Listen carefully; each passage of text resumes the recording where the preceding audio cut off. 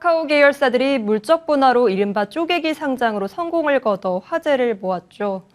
이후 본사와 계열사 주가가 동반 하락하며 논란을 샀는데요. 네이버와 카카오 핵심 계열사들의 올해 상장 추진에 대한 전망도 엇갈립니다.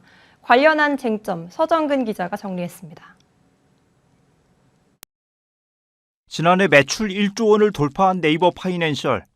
상장 기대감이 높았으나 최수연 대표 취임 직후 진행한 네이버 전사 간담회에서 계열사 상장에 대한 뚜렷한 입장이 나오지 않자 직원들이 불만을 토로하는 상황. 페이사업부 물적 분할 결정 후 수차례 상장을 약속했고 이를 믿고 금융권에서 연봉을 깎거나 동결하며 네이버 파이낸셜에 합류한 이들이 적지 않았다는 것입니다. 스톡옵션도 네이버 파이낸셜의 별도 주식을 기반으로 주겠다고 약속했으나 이제 와서 말을 바꾼다는 것입니다. 네이버 파이낸셜을 비롯한 계열사들의 상장은 주주가치 제고나 사업 확대 등을 위한 효과적 수단이 된다면 언제든 검토할 수 있는 부분이나 그 자체가 목적은 아닙니다. 대형 IT 기업의 신사업 부문이 물적 분할 후 별도 상장에 잭팟을 거둔 사례가 적지 않습니다.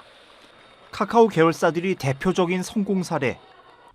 카카오 게임즈와 카카오뱅크, 카카오페이 등이 조 단위 기업 가치 평가를 받고 카카오는 상장한 계열사들의 보유 지분 평가액이 급등하며 본사 주가도 동반 상승했습니다.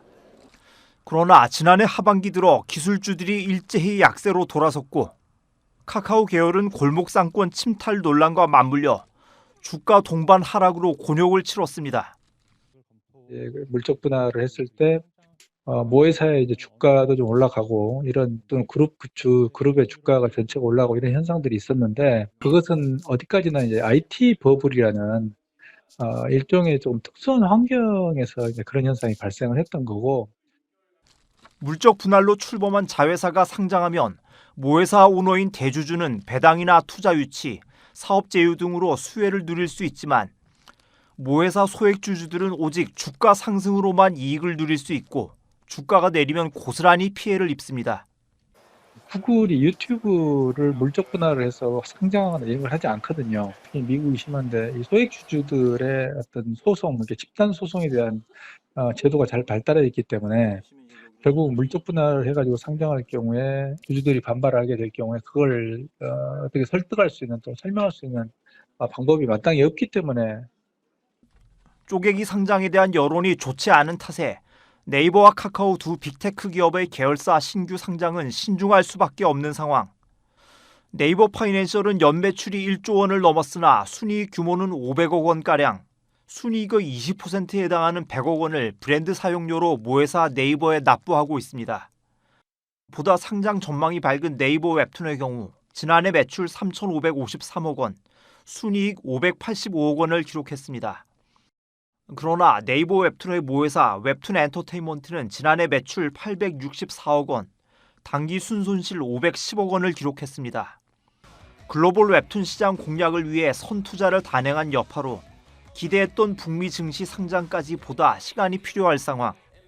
카카오도 계열사 추가 상장이 간단치 않습니다. 카카오 모빌리티가 흑자 전환에 성공했으나 상생 이슈로 수익화에 제동이 걸려 있고 북미 시장 상장이 점쳐졌던 카카오 엔터테인먼트는 지난해 매출이 1조 원을 넘었으나 당기 순이익이 300억 원대에 그친 상황. 두 빅테크 기업이 본사와 계열사 구성원들의 이해와 사업적 득실, 사회적 시선까지 두루 살필 전망인데 지난 흐름과 달리 신중론이 보다 우세할 것이라는 전망입니다. 머니투데이 방송 서정근입니다.